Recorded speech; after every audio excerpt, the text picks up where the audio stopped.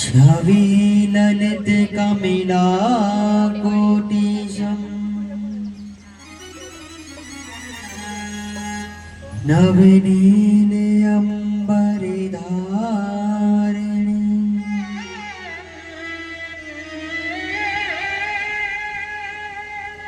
शशिवदन कंज विलोचनी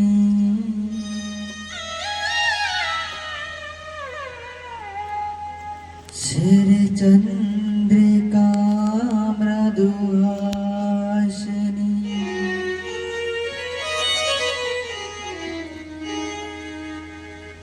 जय जय श्री राधा रमन जय जय नवल किशोर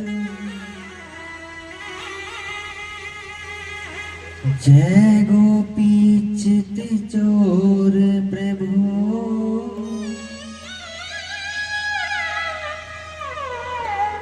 जय जय माखन चोर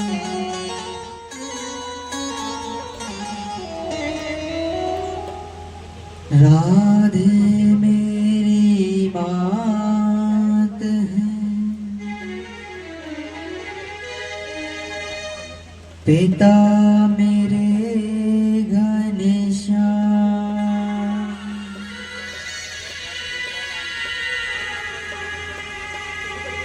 इन दोनों के चरणों में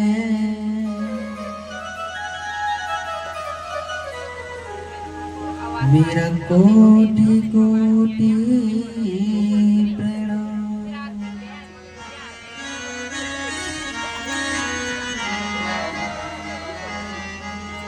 मेरा बारंबार प्रणाम।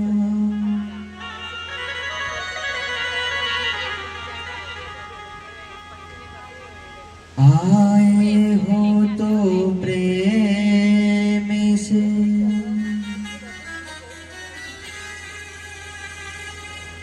लो हरि का नाम।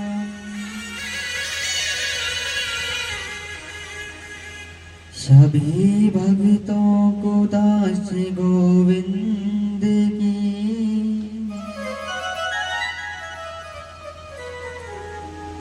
जय जय राधे श्याम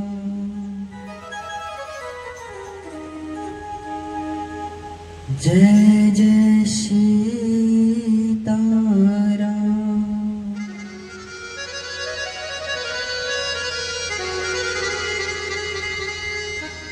श्रीमद् भागवत कथा प्रांगण में आगमन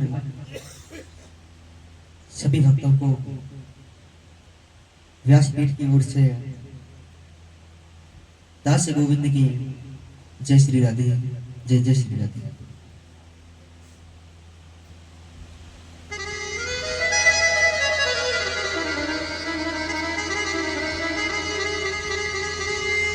परम मंगल में परात्पर अखिलेश्वर अकारण करुणा वर्णालय भक्ति वांछित कल्पतरु श्री तड़िंदित विनिंदित पीतांबरधारी बाल कृष्ण लाल की वांगमयी प्रतिमूर्ति श्रीमद् भागवत कथा का आज द्वितीय दिवस की श्रीमद् भागवत कथा आप सभी भक्तों के मध्य में प्रवाद होने जा रही है। आज की कथा आरंभ करने से पहले हम हमारे प्रभु के नाम का, ठाकुर जी के नाम का, किशोरी के नाम का गुणगान करते हुए आज द्वितीय दिवस की कथा में प्रवेश करेंगे। बोली श्रीमद् भागवत महापुराण की बांके बिहारी लाल की।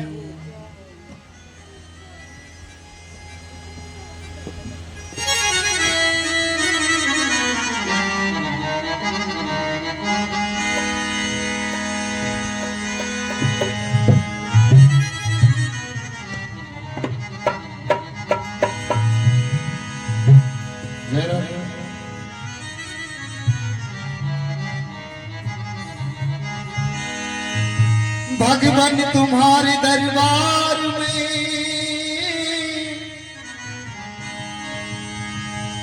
दुख दर्द मिटाई जाते हैं,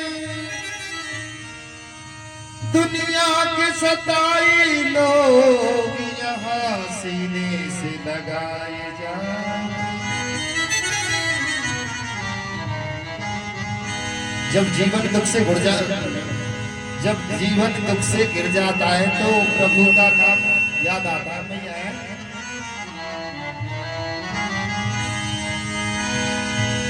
हो पकड़ी लो हाथ बनवारी। सभी मीठी मीठी तालियों के साथ साथ देंगे हमारे गुरु महाराज। हो पकड़ी लो हाथ बनवारी, नहीं तो डूब जाएंगे।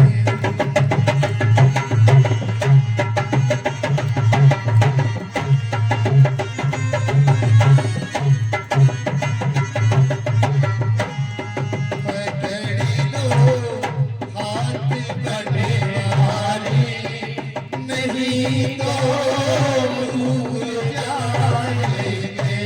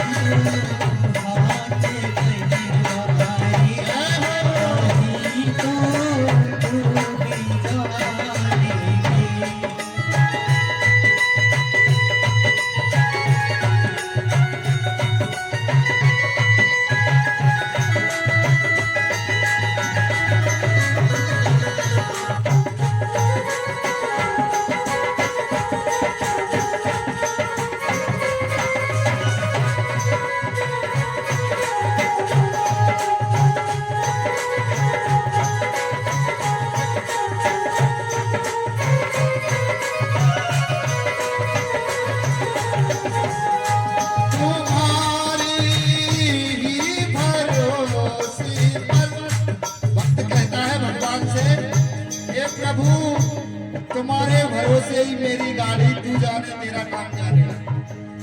तुम्हारी ही भरोसे पर जमाना छोड़ बैठे हैं, तुम्हारे ही भरोसे पर जमाना छोड़ बैठे हैं।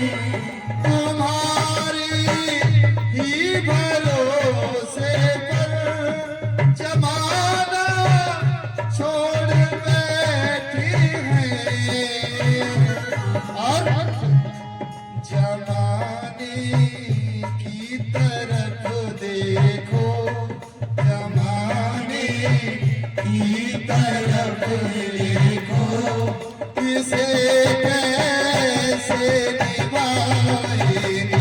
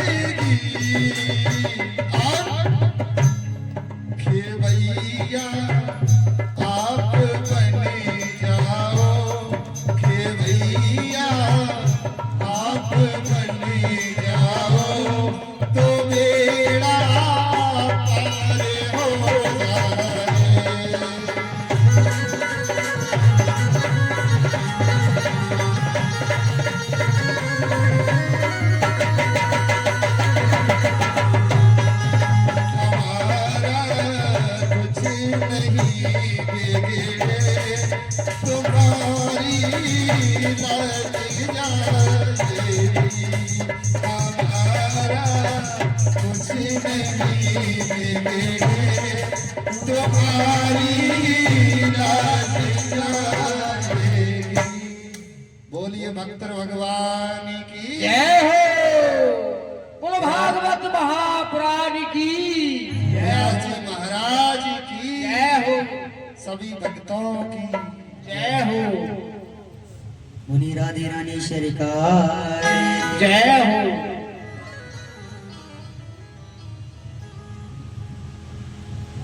अब तो आप सभी भक्त अपने मन को वहीं ले चलिए जहां कल हमने कथा को विश्राम दिया था। इस प्रकार से नारायण भगवान भक्ति को वरदान देकर वहां से अंतर ध्यान ज्ञान वैराग्य को उनकी अवस्था वापस लौटाई। यहाँ शौनकादि ऋषि कहने लगे, बोले हे सूत जी महाराज, बोले यह तो पहली बार कथा हुई, शौनकादि ऋषियों ने कही और ज्ञान भक्ति वैराग्य ने कथा सुनी, लेकिन दूसरी बार कथा कब और कैसे हुई महाराज, आप हमें बताइए।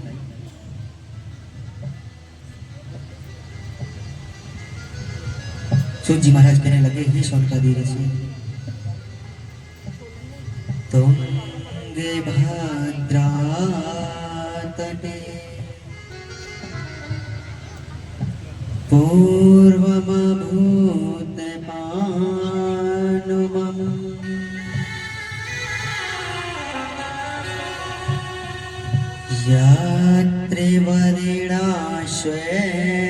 यात्रिवरिणाश्वेधर्मेण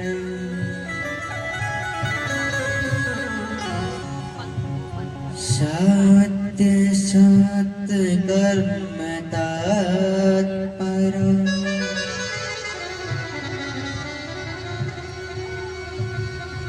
कहने लगे सूत जी महाराज कि हे शौनकादि ऋषि,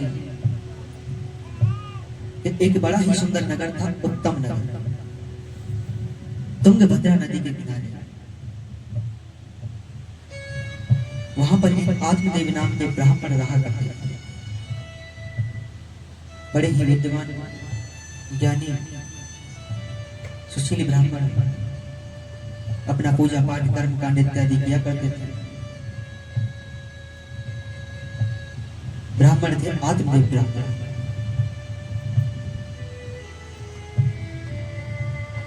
वहीं पर उनकी एक पत्नी थी जिनका नाम था धुंधली, उनकी भार्या का नाम था धुंधली। अब तो महाराज कहते हैं, नाम धुंधली यथा नाम तथा गुण, जैसा नाम है वैसे गुण। नाम धुंधली उसी प्रकार के उसके गुण थे महाराज। कहते हैं आत्मदेव ब्राह्मण जो थे वह तो चले जाते पूजा पाठ कराने के लिए। अब धुंधली का क्या कार्य था कि महाराज जैसे ही आत्मदेव ब्राह्मण गए तो पड़ोसियों से झगड़ा करना, कोई कार्य नहीं करना, पूरे दिन पड़ा रहना। अब तो महाराज कहते हैं कि धुंधली के जितने भी पड़ोसी थे सब दुखी। तो सूत जी महाराज कहते हैं, शौनकादि ऋषि, यहां पर पूरा दिन कोई भी पूजा पाठ भगवान का नाम ध्यान कुछ नहीं करती धुंधली। और जैसे ही संध्या होती पति देव वापस जब लौट करके आते महाराज, तो दरवाजे पर दीपक लेकर खड़ी हो जाती, आरती की थाली लेकर के खड़ी हो जाती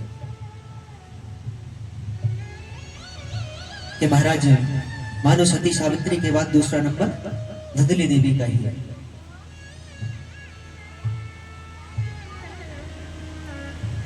आत्मदेव ब्राह्मण के घर में किसी भी प्रकार की कोई कमी नहीं थी,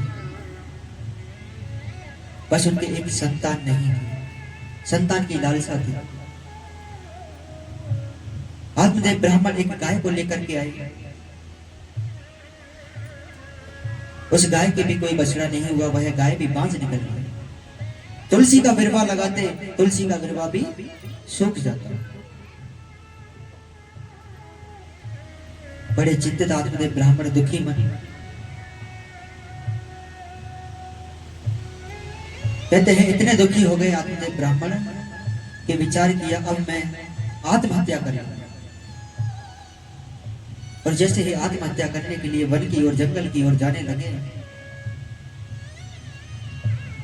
तो महाराज कहते हैं आत्मदेव ब्राह्मण आत्महत्या करने का प्रयास जैसे ही करने लगे, सामने से एक संत चले आए, एक साधु आदमी।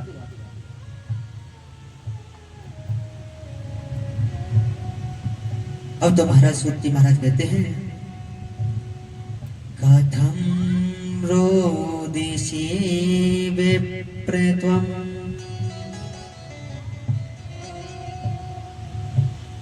काते चिंता बल्यसि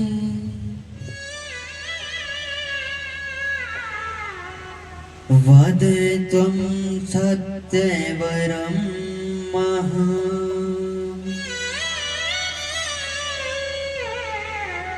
स्वस्य दुःखस्य कारणम्।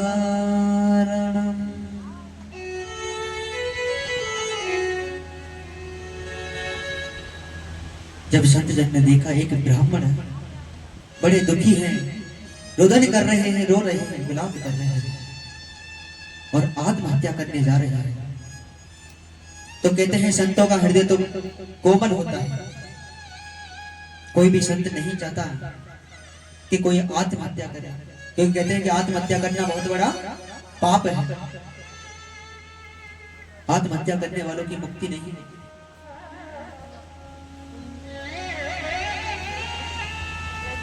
अब तो महाराज संत ने देखा, बोले एक ब्राह्मण देव आत्महत्या करने जा रहे हैं।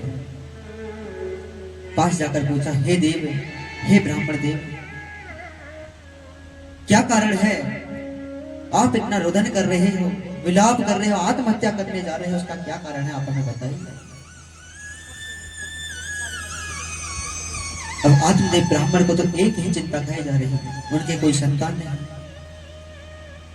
कहने लगे, बोले हे संत जन, हमारी चिंता का कारण है कि हमारे कोई संतान नहीं है। एक गाय है, वह भी बांझ है। घर में तुलसी का गिरवा लगाता हूं, सूख जाता है। पता नहीं कौन से पाप है।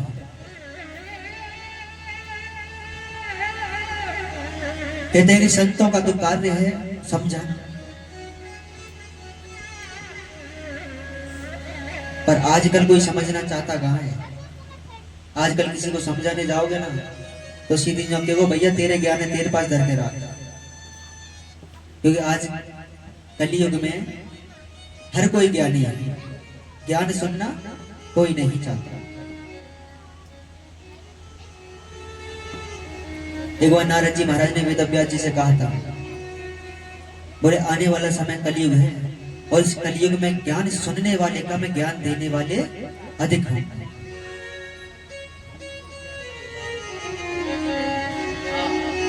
अब तो महाराज संत जन कहने लगे, बोले हे देव, बोले क्या हुआ अगर आपके कोई संतान नहीं है तो? प्रभु की कोई इच्छा होगी, भगवान की कोई इच्छा है अगर आपके कोई संतान नहीं है तो? कहते हैं ना कि जो होता है अच्छे के लिए होता है। अब तो महाराज साधु समझा रहे थे संत आत्मदेव ब्राह्मण को, लेकिन आत्मदेव ब्राह्मण जिद पकड़ गए। बोले हे संत महात्मा, हे संत जन, बोले अगर आप कुछ कर सकते हो तो कोई ऐसा उपाय बताइए जिससे हमारे संतान हो, नहीं तो आप यहां से चले जाइए, हम आत्महत्या करने जा रहे हैं। अब कोई संत नहीं चाहता कि उनकी आंखों के सामने कोई आत्महत्या करे, क्योंकि आत्मदेव ब्राह्मण तो आत्महत्या करेंगे, लेकिन उसका पाप किसको लगेगा? उन संत जन को। अब तो महाराज जब नहीं माने आत्मदेव ब्राह्मण तो उन संत जन ने, अपने ऋषि ने अपने झोली में से एक फल निकाल के दे दिया और कहने लगे, हे देव, बोले मैं एक बार फिर आपसे कहता हूं, अगर आपके कोई संतान नहीं है तो प्रभु की कोई इच्छा है। लेकिन आत्मदेव ब्राह्मण बार बार कह रहे हैं, बोले हे ऋषिवर, आप हमें संतान प्राप्ति का कोई उपाय बताइए। कहने लगे संत जन, बोले अगर आपके संतान नहीं है, चलो आप एक बार दुखी हो कि हमारे कोई संतान नहीं है। अगर मान लो आपके संतान हुई और वह थोड़ी बड़ी हुई और उसकी मृत्यु हो गई तो आपको अधिक दुख होगा। बोले संतान तो हुई, लेकिन भगवान के पास ठाकुर जी को प्यारी है। मान लो अगर संतान हुई, बड़ी हुई, विवाह हुआ और महाराज कहते हैं कौतुकी निकल गई, उपद्रवी निकल गई। जैसे आजकल की संतानें होती है ना, अपने माता पिताओं को वृद्धाश्रम छोड़ के आ जाते हैं। बोले आपकी संतान अगर कौतुकी निकल गई तो आपको जीवन पर्यंत दुख भी झेलना पड़ेगा, पूरा जीवन दुख में भोगना पड़ेगा। खूब समझाया, लेकिन आपने ब्राह्मण नहीं माने। जब नहीं माने तो फल देते हुआ कहा, बोले हे ब्राह्मण देव, आप यह फल लीजिए और अपनी भार्या को इस फल को खिला दे। एक बहुत ही सुंदर पुत्र का जन्म होगा, बड़ा ही विद्वान होगा। आत्मदेव ब्राह्मण बड़े ही प्रसन्न हुए, प्रणाम किया संत जन को और वहां से वापस चल दिए। अब तो महाराज कहते हैं सूत जी महाराज, हे सोनिका देवी ऋषि, मोक्षाज्ञानम प्रजारूपम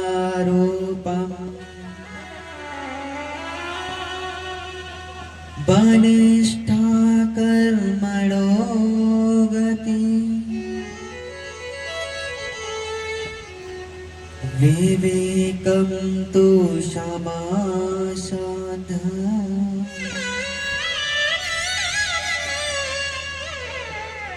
त्यज संसारी वासना।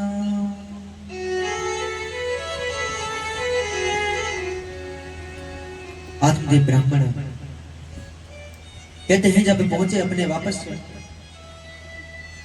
तो भार्या के पास जाकर के कह दिया, बोले हे भार्या, आप इस फल को ग्रहण कर लीजिए, आप गर्भवती हो जाओगे और आपके बहुत ही सुंदर एक पुत्र गर्भ में आ जाएगा। अब तो महाराज उस फल को देकर आत्मदेव ब्राह्मण ने विचार किया, बोले अब मैं वापस लौट कर तभी आऊंगा जब मेरे संतान हो जाएगी, वन में तप करने के लिए चली गई।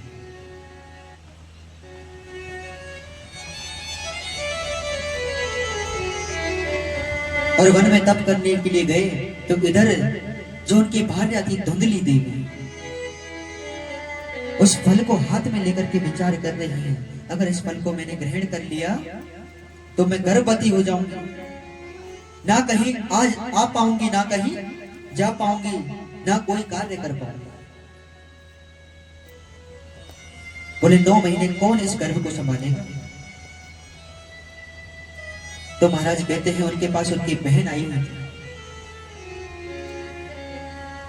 अब धुंधली के तो धन की कमी नहीं थी और धुंधली की जो बहन थी उनके पुत्रों की कमी नहीं थी। विचार किया उनकी बहन ने और कहने लगी, बोले हे बहन, अगर आप बुरा ना मानो तो एक बात कहो। कहने लगी, कहो बहन क्या कहना चाहती हो?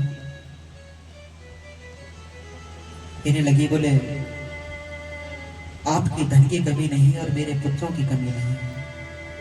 बोली मैं भी गर्भवती हूं। बोले आप एक कार्य कीजिए, मेरे जो पुत्र होगा मैं उस पुत्र को आपके लिए सौंप दूंगी, आप उसके बदले में मुझे धन दे दें। अब महाराज कहते हैं धुंधली इस बात के लिए मान गई। अब तो महाराज कहते हैं श्री सूत जी महाराज, ही सोनिका देवी से यहां पर जो फल था, धुंधली विचार करने लगे। बोले पति देव इस फल को लेकर के आए। बोले वाकई यह फल कार्य करता है नहीं करता? बोले देखना तो चाहिए। तो उस फल को गाय के लिए खिला दिया और गाय के लिए उस फल को खिलाया तो गाय गर्भवती हुई। अब तो महाराज जब समय व्यतीत हुआ तो कहते हैं धुंधली की बहन के एक पुत्र हुआ, उसको धुंधली अपने पास लेकर के आ गया। और इधर जो गाय थी, उस गाय ने बड़े ही सुंदर एक पुत्र को जन्म दिया, जिसका संपूर्ण शरीर तो मनुष्य का है, लेकिन जो उसके कर्ण है, कान है, गाय के बछड़े के समान है। इधर आत्मदेव ब्राह्मण को पता चला, बोले हमारे पुत्र दो पुत्रों का जन्म हुआ है। वापस लौट करके आए और वापस लौट करके आए तो महाराज नामकरण संस्कार करने लगे। नामकरण संस्कार करने लगे। अब जैसे ही कहते हैं धुंधली के पुत्र का नामकरण संस्कार करने लगे तो धुंधली कहने लगी, बोले हे स्वामी,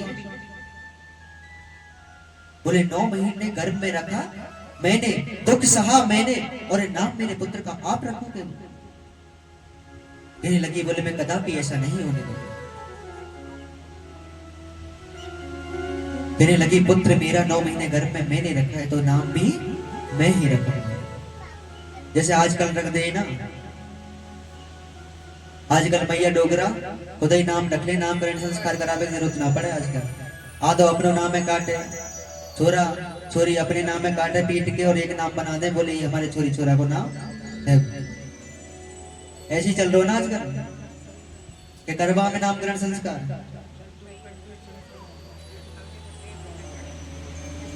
अब देखो हमारे हिसाब से तो ऐसे ही चल रहा है,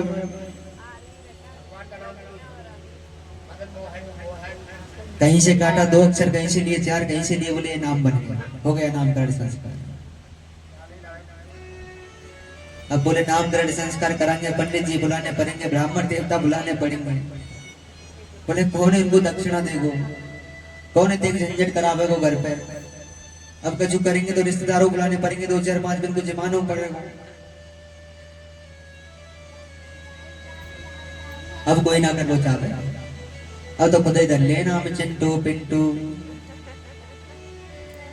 बोले भगवान के नाम पर अगर नाम रख दिया ना तो क्या तो छोरा ही जो कह दे जो मैया का नाम रखो मेरो, पुराने जमाने को से कोई नए जमाने को रखते।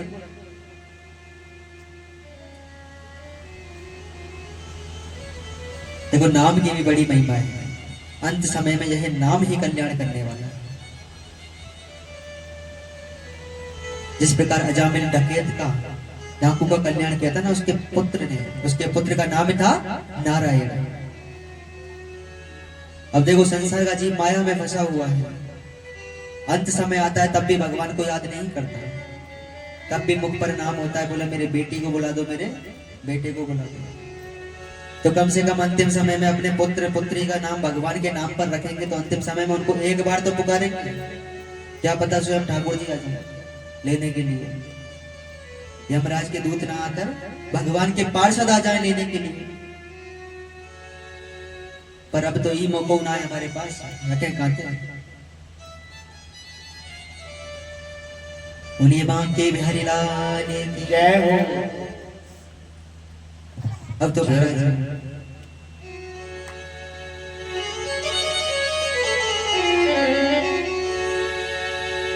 राम नाम रटती रहो,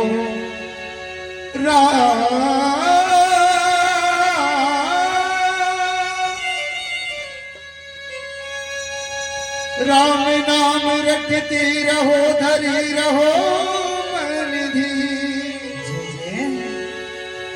कारज भी संवारेंगे कृपा सिंधु। तो सबसे बड़ा काम बताया है,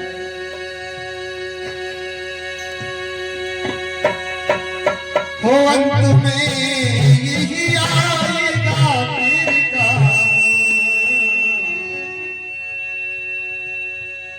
हो अंत में यही आएगा तीर का, राम से बड़ा राम का दाम।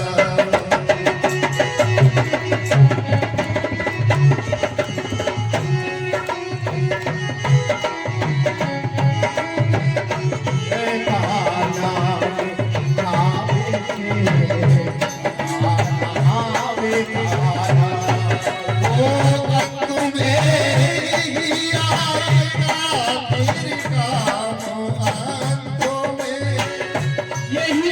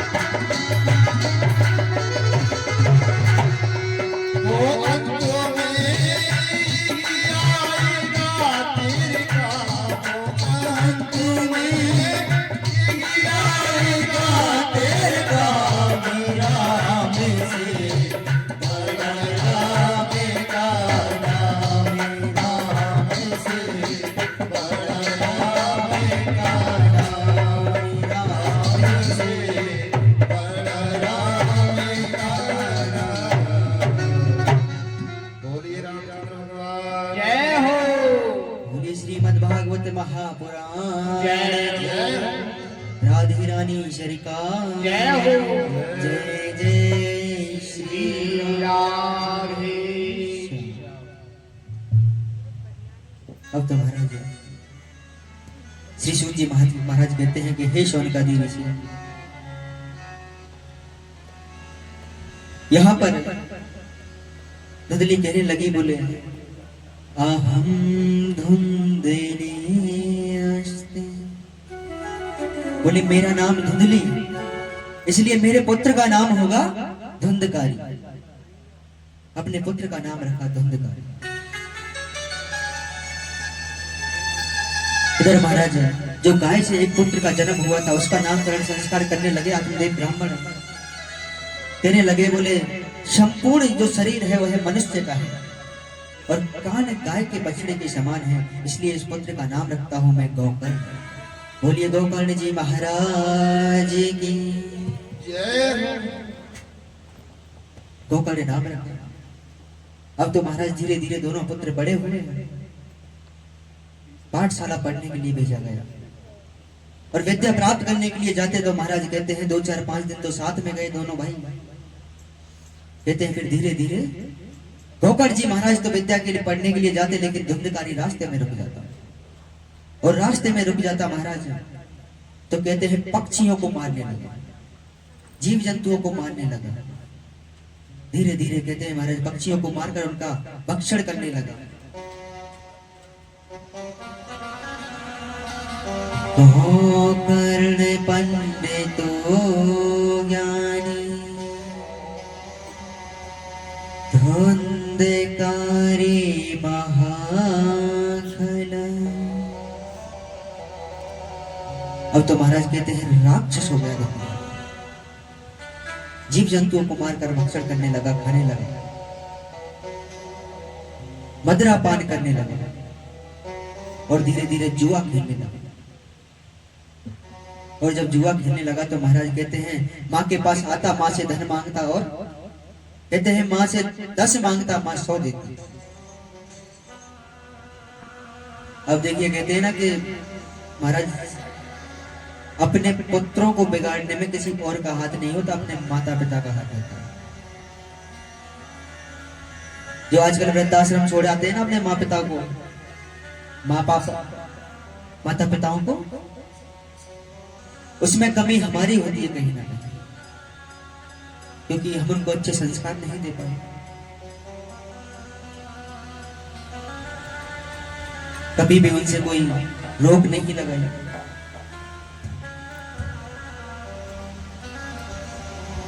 कहते हैं कि महाराज जब बच्चों को कहते हैं घर में प्रेम नहीं मिल पाता ना तो बाहर ढूंढने निकल जाते हैं, दोस्त बनाते हैं। अरे हम तो कहते हैं कि अगर दोस्त बनाना अपने मम्मी पापा को बनाओ, हर बात बताओ उनको, गलत होगी तो सलाह देंगे, अच्छी होगी तो हाँ कर देंगे। क्योंकि बाहर अगर जाओगे ना कहते हैं कि तो आज की दुनिया ऐसी है कि आपके दुखों का फायदा उठाएगी, उनका समाधान नहीं करेगी। तो मैं तो आप माताओं से सबसे भी यही कहूंगा कि अपने पुत्रों को अपने नाती पोते होते बैठाया करो अपने पास, उनसे बातें किया करो, बैठ कर पूछा करो, बोले बेटा किसी प्रकार की कोई कमी कोई समस्या जीवन में। देखो आप नहीं पूछोगे तो वो किसी और को बताएंगे और किसी और को बताएंगे तो वो उसका फायदा उठाएगा, समाधान नहीं करेगा।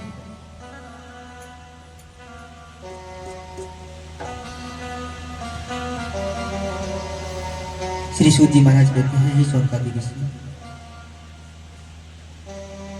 जब धुंधकारी अपनी मां से धन ले जाने लगा तो 10 मांगता 100 देती, वापस आकर मांगता वापस दे देती। कोई पूछती नहीं कि इतने धन का क्या करेगा, क्या कार्य है।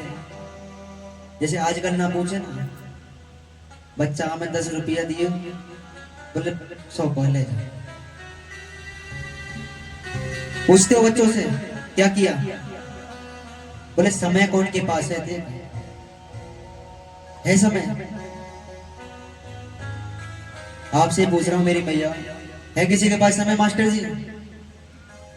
आप बताओ। बोले अगर थोड़ा बहुत समय मिलता भी है ना तो ये रहा, उसका भी उपाय है। अगर थोड़ा बहुत अगर समय हमको घर में मिल भी जाता है तो बैठकर बातें थोड़ी करते हैं, उसका ये समाधान रहा ना। बोले लगे रहो बस। घर में 4 सदस्य हैं, 4 के पास अलग अलग फोन है, और एक जगह बैठ गए तो बातें नहीं करेंगे, फोन चलेंगे। सच है। अच्छा, आप इतनी माताएं बैठी हैं यहाँ पर, किसी ने भी कोई भी माता ऐसी मुझे बता दो जिसने पूरे परिवार के साथ बैठकर बातें की होगी, सीधे एक साथ बैठकर करी है कभी?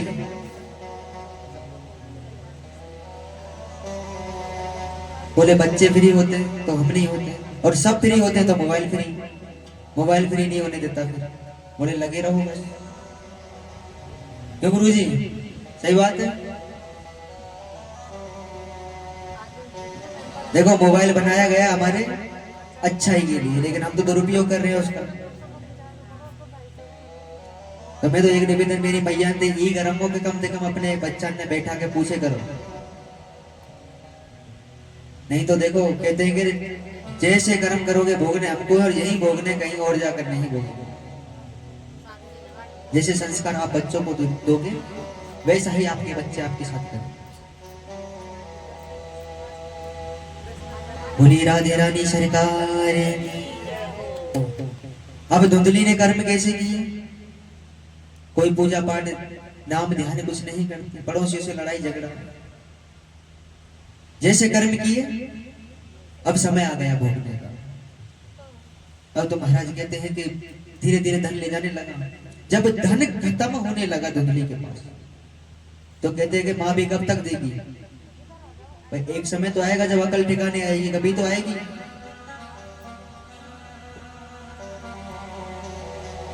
अब जब कहते हैं विचार किया, बोले धीरे धीरे धन खत्म होने लगा, तो धुंधली मना करने लगी। और जब मना करने लगी तो महाराज कहते हैं धुंधकारी तो इतना उपद्रवी हो गया कि अब माँ को ही मारने लगा, क्योंकि जुए की आदत लग गई, गलत संगत में पड़ गया। कहते हैं नशेड़ी और जुआरी, इनकी अगर किसी को आदत लग जाए तो छूटती नहीं है। बोले चाहिए कहीं से लाओ। अब जब आदत लगी तो महाराज धीरे माँ ने मना किया धन देने से, तो माँ को पीटने लगा, प्रताड़ना देने लगा, और जबरदस्ती धन छीन कर ले जाने लगा। धीरे धीरे कहते हैं धुंधली अपने पुत्र के दुखों से इतनी दुखी हो गई कि एक कुएं में जाकर आत्महत्या कर। जैसे कर्म किए भोगने पड़े। अब धुंधकारी ने कैसे कर्म किए? जीव जंतुओं की हत्या, मदिरापान, मांस भक्षण। अब तो महाराज कहते हैं आत्मदेव ब्राह्मण दुखी होकर वन में चले गए। इधर मां की मृत्यु हो गई और गोकर्ण जी महाराज विद्या पढ़ने के लिए चले गए। अब धुंधकारी अकेले रह गए महाराज। अब जब अकेले रह गए तो महाराज कहते हैं धीरे धीरे घर का सारा धन खत्म हो गया। वैश्यावृत्ति करने लगे, वैश्याओं को ले आए घर, और वैश्याओं को जब लेकर के आए तो सूत जी महाराज कहते हैं हे शौनकादि ऋषि, यहाँ पर वैश्याओं को जब लाए तो महाराज घर में धन खत्म हो गया। और जब कहते हैं कि कोई आदत लग जाए तो हमको तो वह वस्तु चाहिए कहीं से आए, तो आखिरी उपाय क्या सूझता है? चोरी करो। भाई कहीं से तो चाहिए हमको। शराबी होते हैं, शराब की लत लग जाती है तो उनको शराब चाहिए, कहीं से भी लाकर वो चोरी करने निकल जाते हैं। जुआरी होते हैं, जुआ खेलते हैं, उनको भी चाहिए। अब जब कुछ नहीं रहा तो धुंधकारी जो था चोरी करने लग गया। और एक दिन महाराज राजा के खजाने में से चोरी कर लाया, और राजा के खजाने में से जब चोरी करके लाया महाराज, तो कहते हैं यहाँ पर वैश्याओं को पता चल गया।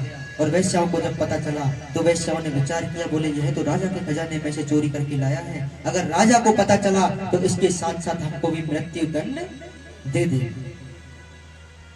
रात्रि में विचार किया, बोले क्यों ना धुंधकारी को मार दिया। मदरा पान कराया, इतना मदरा पान कराया कि धुंधकारी को होश नहीं रहा। एक चारपाई से बांध दिया, कोड़े मारने लगे। लेकिन इतना पापी था कि महाराज मृत्यु नहीं आ रही धुंधकारी। धीरे धीरे धीरे धीरे कहते हैं गरम गरम कोयले के अंगारे लिए महाराज, और धुंधकारी के मुख में डाल दिए। तड़प तड़प कर धुंधकारी की मृत्यु हो गई। और वैश्य सारा धन लेकर के वहां से भाग गए। धीरे धीरे धुंधकारी प्रेत योनि में चला गया। अब इधर गोकर्ण जी महाराज आए, उनको पता चला कि महाराज मेरे भाई की मृत्यु हो गई। गया में जाकर श्राद्ध इत्यादि किया, और वापस मध्य रात्रि के समय जब लौट करके आए उत्तम नगर में, तो महाराज विचार किया, बोले अभी किसी भी नगर वासी को जगाना उचित नहीं है, सुबह जल्दी उठ करके सबसे वार्ता कर लो। जाकर के जैसे ही प्रवेश किया तो महाराज कहते हैं सुंदर आसन लगा करके सोने लगे गोकर्ण जी महाराज। और जैसे ही सोने लगे तो एक प्रेत उनको डराने लगा। कभी जीव का वेश धारण कर लेता, कभी पक्षी का। अब तो महाराज गोकर्ण जी महाराज को डराने लगा। गोकर्ण जी महाराज ने अंजलि में जल लिया, मंत्रोच्चारण किया और सामने प्रोक्षण कर दिया। एक प्रेत खड़ा हो गया महाराज। बोलिए गोकर्ण जी महाराज जय हो। और प्रेत खड़ा हो गया। कहने लगे, बोले आप कौन? धुंधकारी कहने लगा, बोले भैया मैं आपका भाई हूँ धुंधकारी। गोकर्ण जी कहने लगे, बोले मैंने आपकी गया में जाकर श्राद्ध इत्यादि करा दिया, आपकी मुक्ति नहीं हुई। धुंधकारी कहने लगा, बोले भैया आप एक बार क्या 100 बार भी मेरा श्राद्ध करा दोगे तो भी मेरी मुक्ति नहीं होगी। मैंने जीवन पर्यंत पाप किए। गोकर्ण जी महाराज कहने लगे, बोले मैं सुबह होते ही आपकी मुक्ति का कोई उपाय साधन देखता हूं।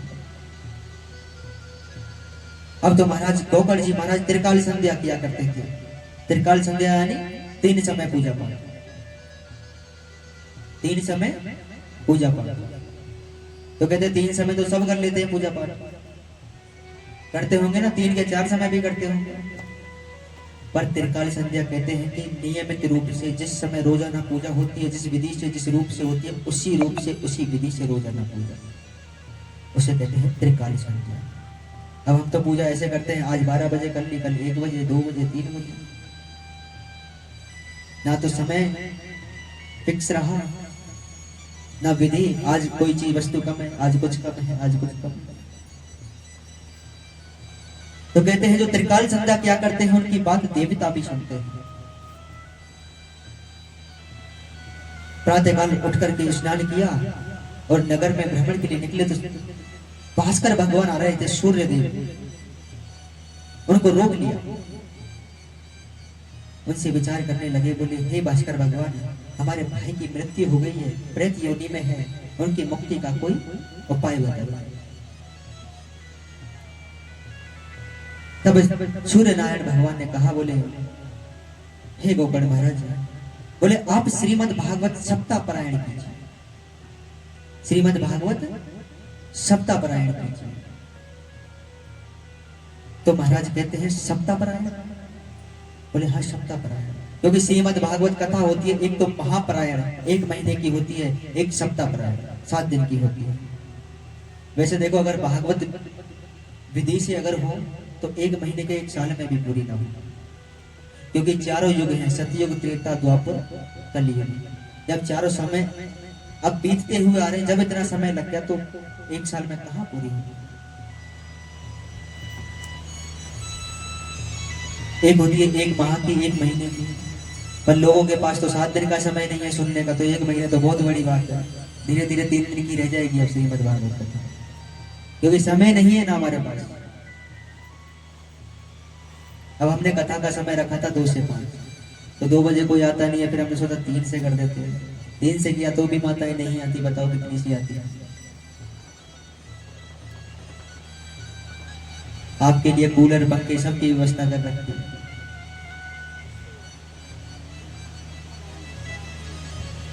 अब तो महाराज कहते हैं बड़ा ही सुंदर गोकर्ण जी महाराज ने मंच बनाया।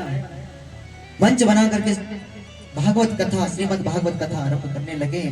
मंच में एक सुंदर 7 गांठों वाला हरा कांच लगाया, क्योंकि प्रेत है, प्रेत को बैठने के लिए आसन चाहिए, तो बैठ नहीं सकता नहीं प्रेत, तो उसे बांस की पहली गांठ पर जाकर बैठ गए। और जब बैठा तो महाराज कथा आरंभ हुई। तो पहले दिन की कथा जैसे ही विश्राम हुई, पहली गांठ फट गई। दूसरे दिन की हुई, दूसरी गांठ फट गई। धीरे धीरे जब 7 दिन की कथा विश्राम हुई तो 7 गांठें फट गई महाराज। और जब 7 गांठें फटी तो कहते हैं एक भगवान का पुष्पक विमान आया। भगवान के पार्षद जय विजय धुंधकारी को लेने के लिए आए। और धुंधकारी को जैसे ही लेकर के ले जाने लगे तो गोकर्ण जी महाराज ने रोक लिया। कहने लगे, बोले रोक लिया तो महाराज वहां पर स्वयं विष्णु भगवान प्रकट हो गए। बोलिए विष्णु भगवान की जय हो। विष्णु भगवान प्रकट हुए। गोकर्ण जी महाराज कहने लगे, बोले हे भगवान, बोले आप एक बात बताइए, यहाँ पर कथा तो सबने सुनी है, यहाँ पर 7 दिन कथा तो सबने सुनी है, लेकिन आपके जो पार्षद आए पुष्पक विमान को लेकर, वह धुंधकारी को ही क्यों लेकर जाने लगे? अब मैंने आपको बताया था ना, नियम से कथा, कहा था ना कल, नियम से कथा सुननी चाहिए। क्या कहा? बोले धुंधकारी को ही क्यों लेकर के जाने लगे? तो भगवान कहने लगे, बोले कथा तो यहाँ सबने सुनी है, लेकिन नियम से धुंधकारी ने सुनी। इस प्रकार एक आसन पर विराजमान होकर एक ही बांस के अंदर प्रेत है, ना कुछ खा सकता है ना पी सकता है, उपवास 7 दिन, और 7 दिन निरंतर एक ही आसन पर बैठे रहे, ना कहीं गए। इसलिए कहते हैं नियम से कथा सुननी चाहिए।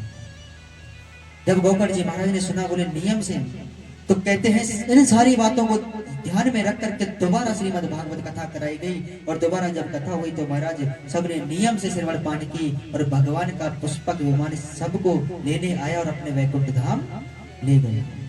बोलिए विष्णु भगवान की जय, विष्णु भगवान जय हो।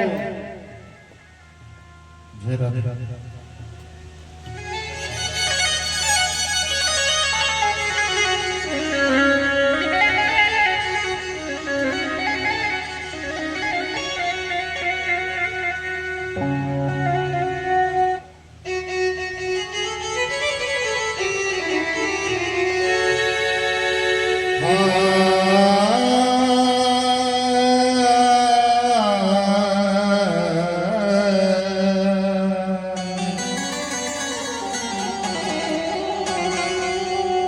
ओ बेटा तूने माँ की कदर ना जानी, बेटा तूने माँ की कदर ना जानी, माँ की कदर ना जानी, बेटा तूने माँ की कदर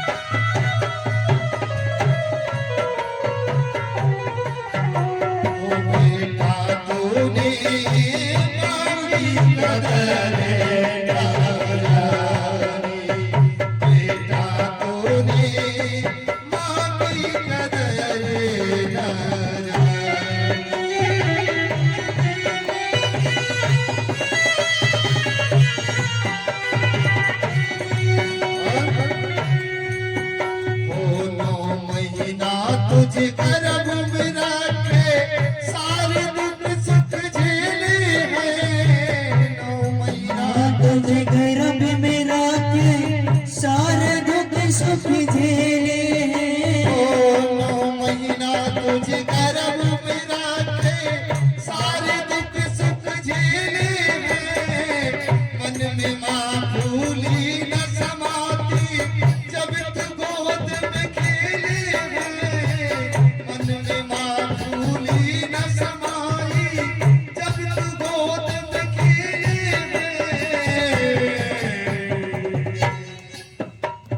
बेटा तूने दूध की कदर न तूने दूध की कदर नहीं जानी।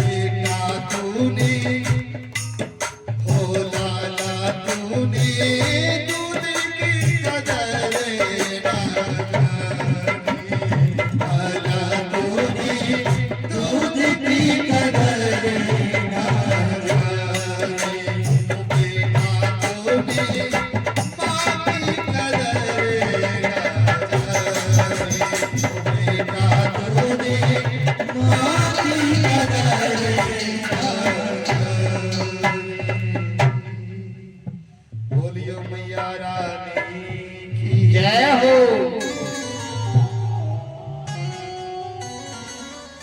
तो महाराज कहते हैं यहाँ पर शौनकादि ऋषि कहने लगे, बोले हे शिव जी महाराज, आप हमें बताइए कि जब सुखदेव जी महाराज के पास देवता अमृत का कलश लेकर के आए,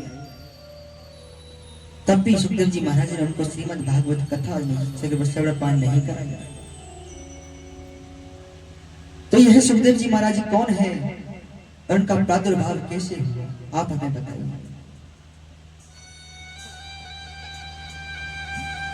कहने लगे सूत जी महाराज, हे शौनकादि ऋषि, कहते हैं कि एक बार ब्रह्मा जी ने ब्रह्मलोक में सभा रखी, और सभा रखी तो महाराज उसमें बड़े बड़े राजा महाराजा अधिराजा यक्ष गंधर्व ऋषि मुनि देवता सभी का आगमन हुआ। और सभी का जब आगमन हुआ तो उस सभा में एक प्रश्न उठा कि इस 3 लोक 14 भवन में सबसे महत्वपूर्ण अगर कुछ है तो है क्या है। अब देखिए, महत्वपूर्ण वही वस्तु मानी जाती है जो सबसे कम के पास पाई जाए, जो सबसे कम पाई जाए। अब सबने अपना अपना मत दिया। किसी ने कहा स्वर्ण यानी सोना। अब होना हो सोना सबके पास मिलता है, किसी के पास कम तो किसी के पास ज्यादा, पर मिलता सबके पास है। किसी ने कहा चांदी, बोले ये भी सबके पास मिलता है। किसी ने कहा बोले हीरा, बोले ये भी मिल जाता है। तो नारद जी कहने लगे, बोले हे ऋषिवर, बोले आप ही बताइए 3 लोक 14 भवन में सबसे महत्वपूर्ण अगर कुछ है तो वह क्या है। तो ऋषिवर कहने लगे, बोले अगर सबसे महत्वपूर्ण कुछ है तो वह है प्रेम। क्या है? प्रेम है किसी के पास, दिखावे का स्वार्थ का रह गया है, किसी के पास नहीं है। आजकल स्वार्थ का रह गया है। स्वार्थ होता है तो एक दूसरे से बातें करते हैं, जिस दिन स्वार्थ खत्म हुआ बोले ठीक है राम राम साहब। जरा प्रेमी बराबर योग नहीं, जय जय। और प्रेमी बराबर ज्ञान, जय प्रेम नहीं भक्ति में तो झूठा है सब ध्यान। जय। तो प्रेम की गंगा, हो प्रेम की गंगा धीरे धीरे बही जाए। हे जामे कोई कोई नहाए, जामे कोई कोई नहाए, जामे कोई कोई नहाए, जामे कोई कोई नहाए, जावे कोई कोई नहाए। हो प्रेम की गंगा, प्रेम की गंगा धीरे धीरे बही जाए। जामे कोई कोई नहाए, जामे कोई कोई नहाए, जावे कोई कोई नहाए, जावे कोई कोई नहाए।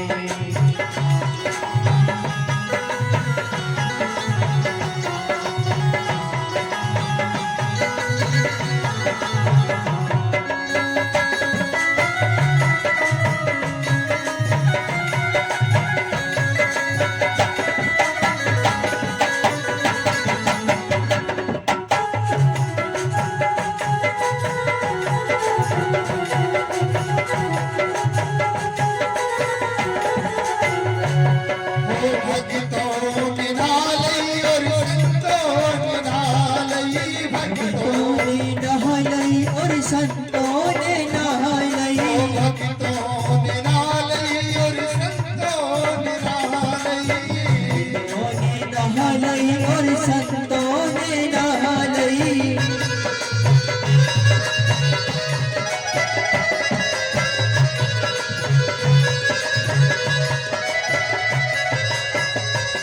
हो मीरा जना गई हो, मीरा जना गई जे महल को छुड़ाए। हो मीरा जना गई जब महल को छुड़ाए। कोई कोई नहाए, जामे कोई कोई नहाए, जामे कोई नहाए, कोई कोई नहाए।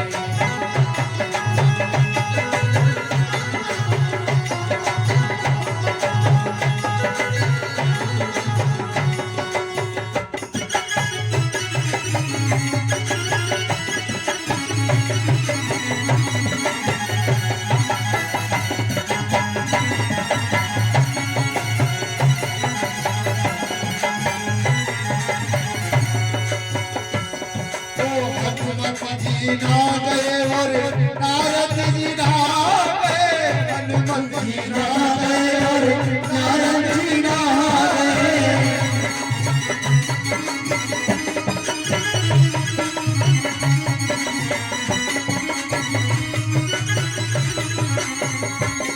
हो प्रहलाद ना गए हो, हो प्रहलाद ना गए डुबकी लगाए। जामे कोई कोई नहाए, जामे कोई कोई नहाए, जामे कोई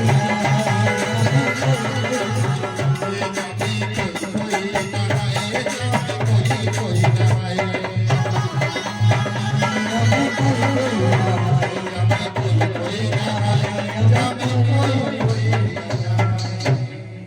बोलिए भक्त भगवान की जय हो। बोलिए श्रीमद् भागवत महापुराण के श्री सूत जी महाराज कहने लगे हे शौनकादि ऋषि, सर्वे पुंसां परो धर्मो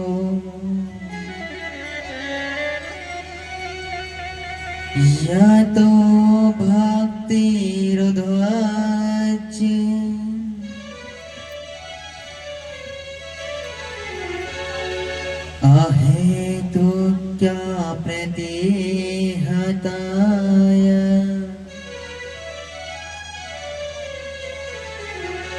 यायात्मा संप्रसीदति।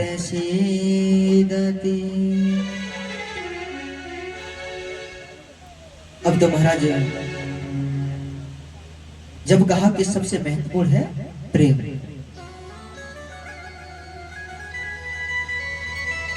तो महाराज यहां पर इसी वजह फिर कहने लगे, बोले बताइए प्रेम सबसे, हमने कहा सबसे महत्वपूर्ण है प्रेम, तो बताइए किसका प्रेम सबसे महत्वपूर्ण है, सबसे सुंदर प्रेम की पराकाष्ठा किसकी? नारद जी ने कहा, बोले हो ना हो विष्णु भगवान माता लक्ष्मी की। ऋषिवरों ने मना कर दिया, बोले अगर सबसे अधिक प्रेम विष्णु भगवान माता लक्ष्मी का होता तो मध्य रात्रि में जब ग्रह ने पुकारा था भगवान को, तो माता लक्ष्मी को अकेला छोड़ करके नहीं जाता। नारद जी पुनः कहने लगे, बोले हो ना हो ब्रह्मा ब्रह्माणी। ऋषिवर फिर कहने लगे, बोले उनका भी नहीं, क्योंकि ब्रह्मा जी तो अपने रचना के कार्य में व्यस्त रहते हैं, उनके पास ब्रह्माणी के लिए समय ही नहीं है। तो महाराज यहां पर नारद जी कहने लगे, बोले हे ऋषिवर तो आप ही बताइए सबसे सुंदर प्रेम की पराकाष्ठा किसकी? तो महाराज कहते हैं, ऋषिवर कहने लगे, बोले सबसे सुंदर प्रेम की पराकाष्ठा अगर किसी की है तो माता पार्वती और भोले बाबा। बोले क्यों? बोले एक तो उनके पास अपना महल नहीं है, कहाँ रहते हैं? कैलाश पर, जहां भोले बाबा विराजते हैं पास में ही पार्वती जी बैठते हैं, और कहीं भी जाते हैं पार्वती जी को अकेला छोड़ करके नहीं जाते। और महाराज कहते हैं कि भोले बाबा माता पार्वती से कोई बात नहीं छुपाते, और दोनों में कभी झगड़ा भी नहीं होता। नारद जी ने विचार किया, बोले अगर ऐसी बात है झगड़ा नहीं होता, तो बोले अगर उन दोनों के बीच में मैं झगड़ा लगवा दूं तो? ऋषिगण कहने लगे, बोले ऐसा नहीं हो सकता। अब तो नारद जी जिद पकड़ लिए, बोले अब तो किसी प्रकार मुझे माता पार्वती और भोले बाबा में झगड़ा लगवाना है, क्योंकि नारद देव ऐसे विचित्र ब्राह्मण देव हैं, जहां कभी झगड़ा नहीं होता वहां तो झगड़े करा देते हैं, और जहां हमेशा झगड़े रहते हैं वहां झगड़ा शांत करा देते हैं। अब तो महाराज कहते हैं नारद जी रोजाना कैलाश पर्वत पर जाने लगे, और वहां देखते माता पार्वती भोले बाबा एक साथ बैठे हुए देखकर वापस आ जाते हैं, वापस जाते देखते एक साथ वापस आ जाते हैं। एक दिन जब गए तो देखा महाराज कि माता पार्वती अकेली बैठी हुई है, भोले बाबा ध्यान में लीन है। अब जब भोले बाबा ध्यान में लीन है तो नारद जी पहुंचे, कहने लगे हे मात हम आपको प्रणाम करते हैं। पार्वती जी कहने लगे आयुष्मान भव। कहने लगी, बोले हे ब्राह्मण देव, बोले आज आपका आगमन हमारे यहाँ क्या कारण है? नारद जी कहने लगे, बोले माता थोड़ा सा तनक बाबा ते काम, भोले बाबा ते तनक सो काम होगा, जो बात बतानी बाबा। पार्वती जी कहने लगी, बोले आपके बाबा तो यहाँ नहीं है, वह तो ध्यान में लीन है, तब में लीन है, जो भी बात है आप हमें बता दीजिए, हम बता दें। नारद जी कहने लगे, बोले भैया मैं आपको नहीं बता सकता, व्यक्तिगत बात है, व्यक्तिगत नहीं पर्सनल, बोले व्यक्तिगत बात है, मैं आपको नहीं बता सकता, बाबा को ही बताऊंगा। पार्वती जी कहने लगी, बोले हे देव, बोले व्यक्तिगत, बोले आज तक आपके बाबा और हमारे बीच कोई पर्सनल नहीं रहा, कोई व्यक्तिगत नहीं रहा, आपके बाबा तो हमको सारी बातें स्वयं आकर के बता देते हैं। कहने लगे, बोले नहीं मात, मैं फिर भी आपको नहीं बता सकता, मैं बाबा को ही बताऊंगा।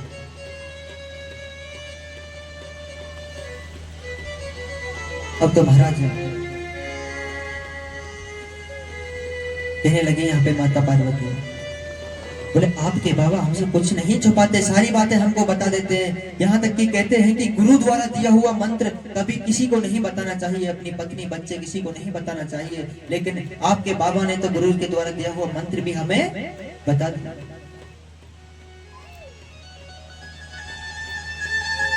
अब तो महाराज जी कहने लगे, बोले मां मैं मान ही नहीं सकता कि बोले बाबा आपको सारी बातें बताते हैं, क्योंकि कोई भी पति अपनी पत्नी को सारी बातें नहीं बताता, और आज के समय में भी नहीं बताते। सच है ये बात, पूछ लेना भले कुछ ना कुछ अवश्य छुपाते होंगे। लड़मन परियों पर मैया हो के तुम, बोले महाराज जी ने कह दी छुपा में तुम। देखो छुपाते अवश्य छुपाते हैं। कौन सी बातें? जिनसे आपको दुख होगा, ऐसी बातें। जिस बात से आपको दुख होगा नहीं बताएंगे। मान लो अगर आपके पति को कोई परेशानी समस्या है संकट है ना, तो आपको नहीं बताएंगे। क्यों नहीं बताएंगे? कि उनको तो है ही है, वो नहीं चाहते कि आपको भी हो, इसलिए नहीं बताते। अब कोई मैया के तुम गलत ले जाए, बोले महाराज जी ने कही था आप बात छपा में लड़ विलड़ परे जाके। अब तो महाराज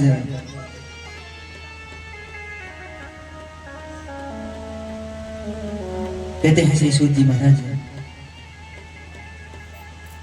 नारद जी कहने लगे, बोले हे मां अगर भोले बाबा आपसे कुछ नहीं छुपाते तो आप हमें एक बात बताइए, क्या बाबा ने अब तक आपको अमर कथा सुनाई है? क्या बाबा ने अब तक आपको अमर कथा सुनाई है? अब नारद जी को तो झगड़ा लगवाना था। पार्वती मैया ने विचार करो, बोले अमर कथा, बोले एक कौन सी कथा है? बोले आपके बाबा आए दिन नित्य रोज नई नई कथा तो सुनावे, पर अमर कथा तो अब तक ना सुना। नारद जी को तो जरा सा मौका चाहिए था, बस कितना वो आग लगावे को, झगड़ा करवावे को। नारद जी ने कही, बोले देख ले भैया मैंने कही, बोले बाबा छुपा में ना सुनाई ना अमर कथा अभी तक। नारद जी ने कहा, बोले मैया ठीक है मैं तो जा रहा हूँ, बोले बाबा मिलेंगे तो मैं कहो देना बतरा लूंगा। अब नारद जी को तो अपना कार्य करना था, झगड़ा लगवाना था, सो लगवा दिया। अब पार्वती जी विचार करने लगी, अमर कथा नहीं सुनाई, मुझसे छुपाई। अब तो गुस्सा हो गई, क्रोध आ गया, नाराज हो गई। और जब नाराज हुई तो महाराज इधर जो नारद देव जाने लगे तो भोले बाबा तब कर रहे थे, जाते जाते भोले बाबा से कह गए, बोले बाबा मैया ने तनक तुमको जल्दी याद करो ने चले जाइए। भोले बाबा ने विचार करो, बोले आज नारद देव हमारे द्वार पर, बोले कोई ना कोई बात अवश्य है। भोले बाबा अपने ध्यान को छोड़ करके चल दिए, पार्वती जी के पास जाकर पहुंचे। अब माता पार्वती तो गुस्सा नाराज हो गई। अब भोले बाबा बार बार पूछे, बोले हे देवी आपने हमको याद किया, कहिए क्या कहना चाहती है? अब कहने के जब पति पत्नी में झगड़ो हो जाए तो आपस में बोले तो नहीं है, बात सब होंगी, जो बात बतानी है बात सब बताई जाएंगी, पर आपस में नहीं बताई जाएंगी, सीधी नहीं बताई जाएंगी। बोले झगड़ो हो जाए जब, अरे पतो होगी मैया, कबू तो योगो छोटो मोटो झगड़ो के ये ना आज तक। अब देखो ऐसा तो मैं मान ना सकूं कि ना हुआ है।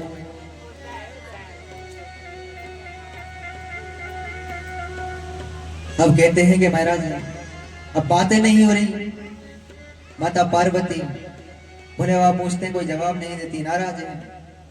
अब इतना तो बाबा को पता चल गया कि देवी पार्वती नाराज है। अब बात तो जाननी है कैसे भी, कि बात क्या है।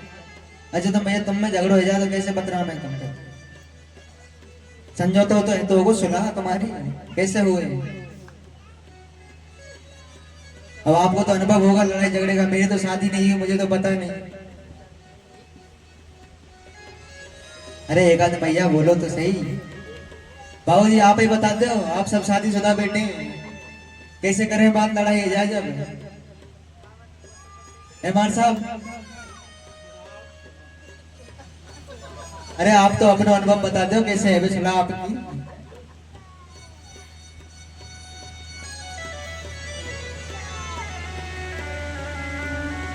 तो महाराज कहते हैं यहाँ पर,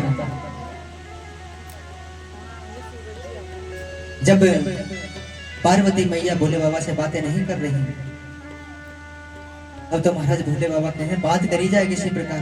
कहते हैं कि जब पति पत्नी में झगड़ा हो जाता है तो सीधे तो बातें होती नहीं है, क्योंकि अगर पूछेंगे जवाब नहीं मिलेगा, या तो पूछेंगे नहीं, क्योंकि आजकल तो देखो ईगो, सबको ईगो आगे आ जाए, बोले मैं क्यों करूं आगे ते बात है। आजकल तो बोले मैं क्यों करूं आगे ते बात, करेगी तो वो करेगी अपने आप। पत्नी सोच जाए बोले अपने आप करेगा आगे तो बात, मैं क्यों करूं, क्योंकि झुकना तो हमको पसंद ही नहीं है।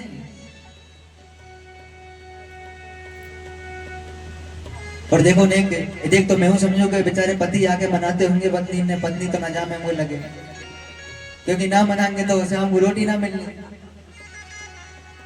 तो गुरुदेव क्या मिल जाए रोटी,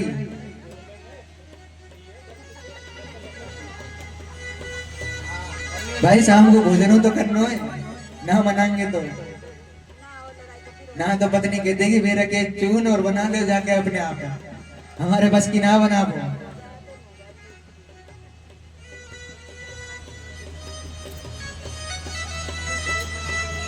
अब तो महाराज कहते हैं कि यहाँ पर जब बात नहीं कर रही तो भोले बाबा कहने लगे, बोले देखो पति पत्नी में जब झगड़ा होता है ना तो सीधे बातें नहीं करते, बातें करते हैं बच्चों के माध्यम से। कहते हैं बोले लाला चाहे सामने खड़े पति देव, बोले छोरा तेरे पापा तो कहते वो चीज फलानी चीज मारा की है, सुन रहे सामने ही खड़े हैं, पर कहेंगे बच्चे से। और पति देव कहते लाला तेरी मम्मी पूछ कहाँ रखा वो सामान, बच्चों के माध्यम से।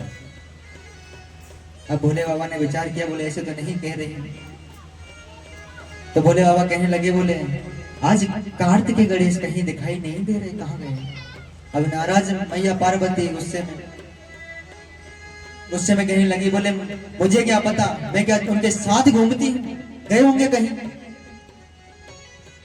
अब जब गुस्से में बोली तो बोले गुस्सा तो है, नाराज तो है, अब मनाया कैसे जाए। तो महाराज यहां पर कहते हैं, बोले बाबा फिर कहने लगे, बोले देवी बोले आज क्या हुआ, हमको सुबह से भांग नहीं मिली पीने की, सुबह से भांग नहीं मिली। अब माता पार्वती के क्रोध में कहने लगे, हाँ बोले यही के काजे ब्याह के लाए मोए, तुम्हारे काजे भांग गोटू, बड़े छोरा को खीर बनाऊं और छोटे को लड्डू बनाऊं। बोले या काजे तो ब्याह के आई हूं या घर में। आज जो गुस्सा है मैया ने कह दे